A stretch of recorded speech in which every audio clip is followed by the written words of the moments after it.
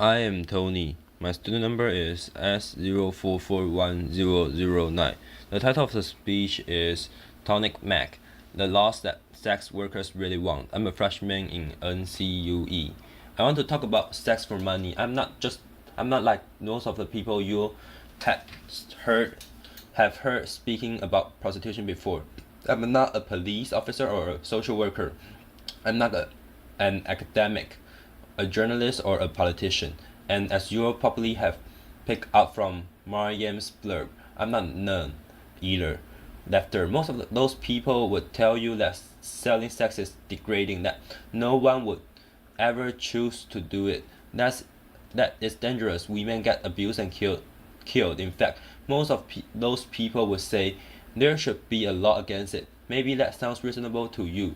It sounds reasonable to me until the closing months of 2009 when I was working two dead-end minimum wage jobs. Every month my wages would just replenish my overdraft. I was exhausted and my life was going nowhere.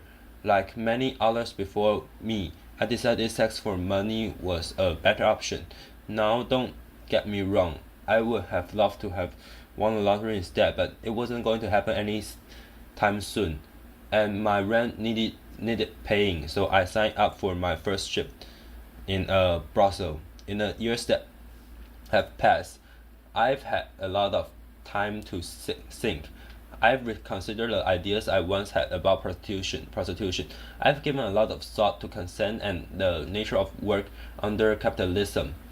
I've sought after gender equality and the sexual and reproductive labor of women. I've experienced exploitation about gender, about exploitation and violence at work. I've thought about what's needed to protect other sex workers from these things.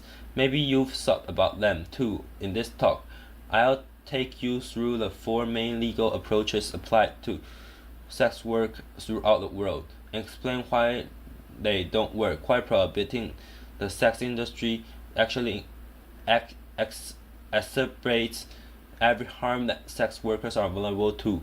Then I'm going to tell you about what we as sex workers actually want. The first approach is for criminalization. Half the world, including Russia, South Africa, and most of the US, regulates sex works by criminalizing everyone involved. So that's seller, buyer, and third parties. Lawmakers in these countries apparently hope that the fear of getting arrested will deter people from selling sex. But if you were forced to choose between obeying the law and feeding yourself or your family, you're going to do the work anyway and take the risk. Criminalization is a trap. It's hard to get a conventional job when you have a criminal record. Potential employers won't hire you.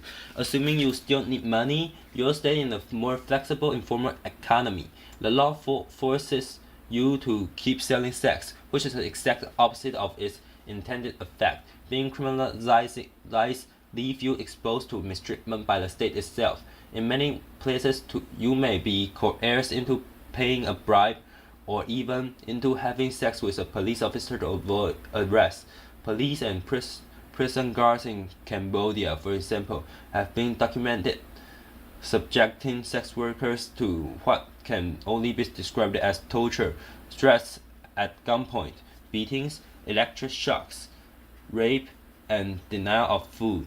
Another worrying thing, if you're selling sex in places like Kenya, South Africa, or New York, a police officer can arrest you if you're caught carrying condoms, because condoms can legally be used as evidence that you're selling sex. Obviously, this increases HIV risk. Imagine knowing if you're busted carrying condoms, it'll be used against you. It's a pretty strong incentive to leave them at home, right?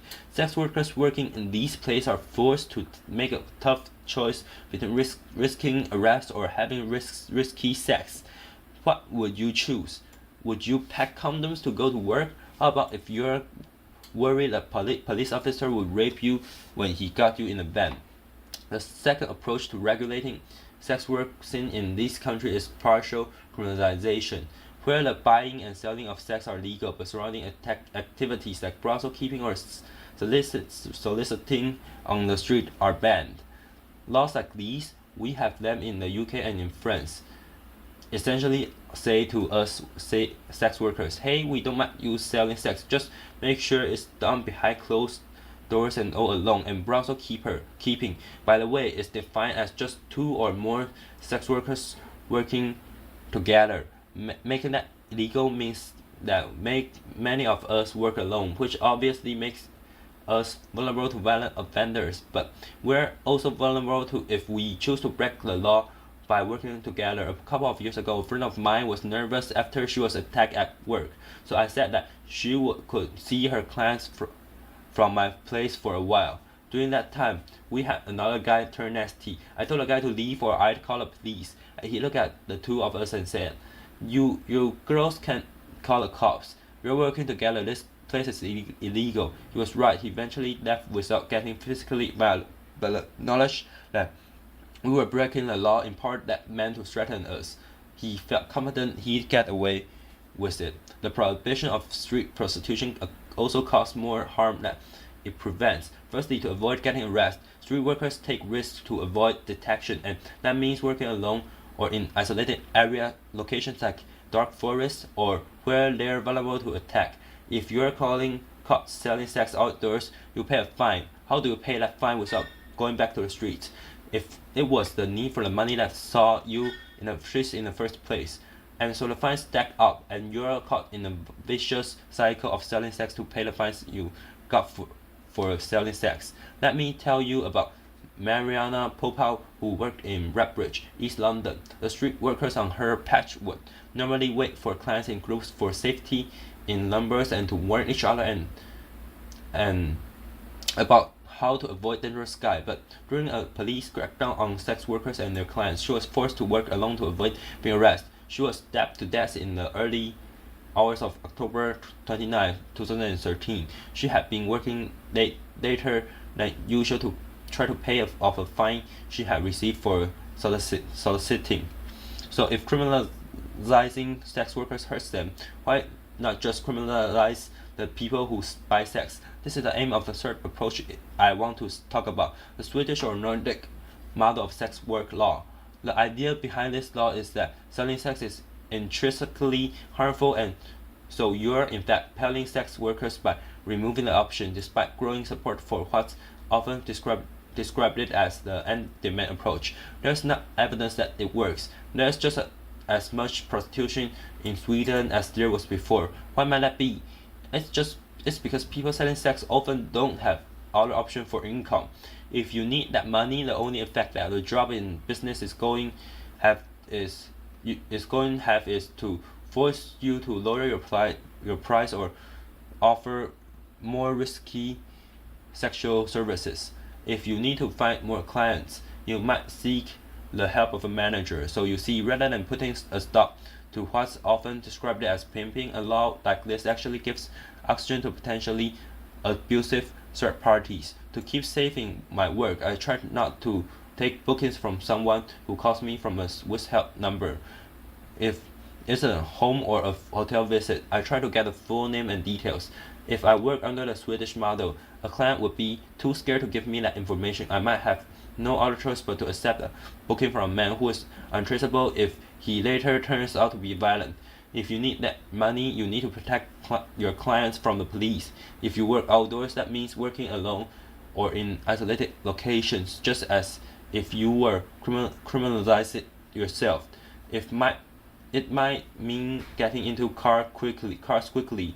Less negotiating time means snap decisions. If this guy's dangerous or just nervous, can you afford to take a risk? Can you afford not to? Something I'm often hearing is prostitution would be fine if we made it legal and regulated it.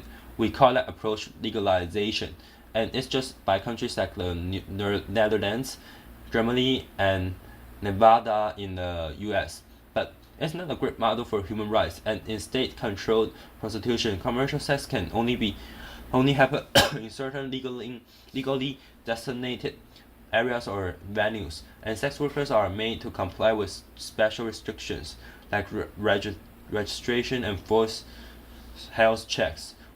Regulation sounds greater on paper, but politicians deliberately make regulations around the sex industry expensive and difficult to comply with. It creates a two-tiered system, legal and illegal work. We sometimes call it backdoor criminalization. Rich, well-connected brothel owners can comply with the regulations, but more marginalized people find those hoops impossible to jump through. And even if it's possible in principle, getting a license or proper venue takes time and costs money. It's not going to be an option for someone who's desperate and needs money tonight. They might be a refugee or fleeing domestic abuse. In this two-tiered system, the most vulnerable people are forced to work illegally, so they're still exposed to all the dangers of criminalization I mentioned earlier. So it's looking like all attempts to control or prevent sex work from happening makes things more dangerous for people selling sex. Fear of law enforcement makes them work alone in isolated locations and allows clients and even cops to get abusive in the knowledge they'll get away from it. Fines and criminal records force people to keep selling sex rather than enabling them to stop. Crackdowns on buyers drive sellers to take dangerous risks and into the arms of potentially abusive managers. These laws also reinforce stigma and hatred against sex workers.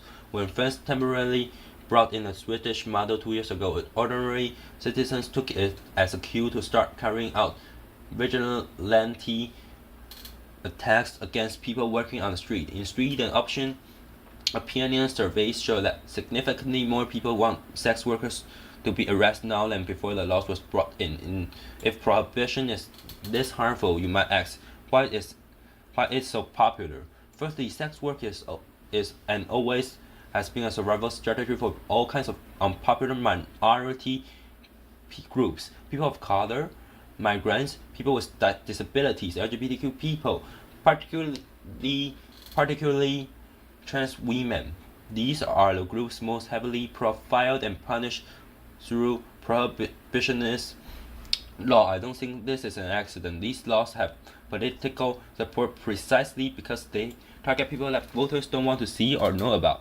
Why else might people support prohibition? Well, lots of people have understandable fears about trafficking. Folks think that foreign women kidnapped and sold into sexual slavery can be saved by shutting a whole industry down. So let's talk about trafficking. Forced labor does occur in industries, especially those where the workers are migrants or otherwise vulnerable, and this needs to be addressed, but it's best addressed with legislation targeting those specific abuse, not an entire industry. When 23 undocumented Chinese migrants drowned while picking cockles in Morecambe Bay in 2004, there were no costs to outlaw the entire seafood industry to save trafficking victims. The solution is clearly to give workers more legal protections, allowing them to resist abuse and report it to the authorities without fear of arrest. The way the term trafficking is thrown around implies that all undocumented migration into prostitution is forced. In fact, many migrants have made decisions out of economic need to place themselves into the hands of people smugglers. Many do this with the full knowledge that they'll be selling sex when they reach their destination. And yes, it can often be the case that these people smugglers demand exorbitant fees, coerce migrants into work they don't want to do, and abuse them when they're vulnerable. That's true of prostitution, but it's also true of agricultural work, hospitality work, and domestic work. Ultimately, nobody wants to be forced to do any work, but that's a risk many migrants are willing to take because of what they're leaving behind. If people were allowed to migrate illegally, they wouldn't have to place their lives into the hands of people smugglers. The problems arise from the criminalization of migration, but just as they do from the criminalization of sex work itself. This is a lesson of history. If you try to prohibit something that people want to do or need to do, whether that's drinking alcohol or crossing borders or getting an abortion or selling sex, you create more problems than you solve. Prohibition barely makes a difference to the amount of people actually doing those things, but it makes a huge difference as to whether or not they're safe when they do them. Why else might people support prohibition? As a feminist, I know that the sex industry is a site of deeply entrenched social inequality. It's a fact that most buyers of sex of men are men with money and most sellers are women without. You can agree with all that. I do and still think prohibition is a terrible policy. A better, more equal world. Maybe there would be far fewer people selling sex to survive, but you can't simply legislate a better world into existence. If someone needs to sell sex because they're poor or because they're homeless or because they're undocumented and they can't find illegal work, taking away that option doesn't make them any less poor or house them or change their immigration status. People worry that selling sex is degrading. Ask yourself, is it more degrading than going hungry or seeing your children go hungry? There's no call to ban rich people from hiring nannies or getting manicures. Even though most of the people doing that labor are poor migrant people, it's a fact of poor migrant women selling sex specifically that has some feminists uncomfortable, and I can understand why the sex industry provokes strong feelings. People have all kinds of complicated feelings when it comes to sex, but we can't make policy on the basis of mere feelings, especially not over the heads of the people actually affected by those policies. If we get fixated on the abolition of sex work, we end up worrying more about the particular manifestation of gender inequality rather than about the underlying causes. People get really hung up on this question, well, would you want your daughter doing it? That's the wrong question. Instead, imagine she's doing it. How safe is she at work tonight? Why isn't she safe? So we've looked at full criminalization, partial criminalization, the Swedish or Nordic model, and legalization, and how they all cause harm. Something I never heard asked is, what do sex workers want? After all, we're the ones who most affected by these laws. New Zealand decriminalized sex work in 2003. It's crucial to remember that decriminalization and legalization are not the same thing. Decriminalization means a removal of laws that punitively target the sex industry, instead treating sex work much like any other of work. In New Zealand, people can work together for safety, and employers of sex workers are accountable to the state. A sex worker can refuse to see a client at any time for any reason, and 96% of street workers report that they feel the law protects their rights. New Zealand hasn't actually seen any increase in the amount of people doing sex work, but discriminalizing it has made it a lot safer. But the lesson from New Zealand isn't just that its particular legislation is good, but that crucially it was written in a collaboration with sex workers, namely the New Zealand Prostitutes Collective. When it came to making sex work safer, they were ready to hear it straight from sex workers themselves. Here in the UK, I'm part of the sex worker that group, like the Sex Worker Open University and the English Collective of Prostitutes, and we form part of a global movement demanding decriminalization and self-determination. The universal symbol of our movement is the red umbrella. We are supported in our demands by global bodies like UNAIDS, the World Health Organization, and Amnesty International. But we need more allies. If you care about gender equality or poverty or migration or public health, then sex workers' rights matter to you. Make space for us in your movements. That means not only listen to us, to sex workers when we speak, but amplifying our voices. Resist those who silence us. Those who say that a prostitute is either too victimized, too damaged to know what's best for herself, or else too privileged and too removed from real hardship. Not representative of the millions of voiceless victims. This distinction between victim and import is imaginary. It exists purely to discredit sex workers and make it easy to ignore us. Now, no doubt many of you work for a living. Well, sex work is work too, just like you. Some of us like our jobs, some of us hate them. Ultimately, most of us have mixed feelings, but how we feel about our work isn't the point. How others feel about our work certainly isn't. What's important is that we have the right to work safely and on our own terms. Sex workers are real people. We've had complicated experiences and complicated responses to those experiences. But our demands are not complicated. You can experience escorts in New York City, brothel workers in Cambodia, street workers in South Africa, and every girl on the roster at my old job in Soho, and they will all tell you the same thing. You can speak to millions of sex workers and country sex work-led organization. We want full discriminalization and label rights as workers. I'm just one sex worker on the stage today, but I'm bringing a message from all over the world. Thank you. Applause.